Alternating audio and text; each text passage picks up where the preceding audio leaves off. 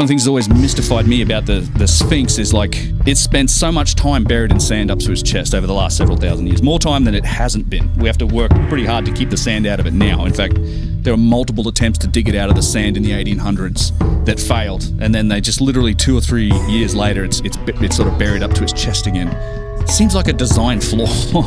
Like, why would you build this thing in a low spot in a windy desert where it's going to fill with sand? It's just, I don't think... Who's it attributed to again? Khafra. That's right. And then wasn't there an inscription where Khafra said that if he could uncover the Sphinx, he would be the pharaoh? There's a stele in front of in the chest in there in the Sphinx. So Thutmose is the fourth. About 1,000 years later, he was the one that was saying if he uncovered it. So we knew it was buried in sand during the dynastic Egyptian That was civilization. what I was going to get to. So that during that time, no erosion.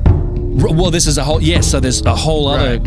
so it's protected. Right, so this is another big issue with the wind and sand erosion. When you talk specifically about the Sphinx enclosure, I mean, this is one of the big controversial... Well, here's the big academics. one. The face isn't eroded. Exactly. And if it's wind and sand, that's the only thing that's exposed. And that's not as eroded. It's been one of my major points for a long time. The only thing above the sand level was basically the face. And they explain all of this deep erosion on the body of the Sphinx and the Sphinx enclosure to wind and sand. But yes, you would see erosion on that, but you just don't.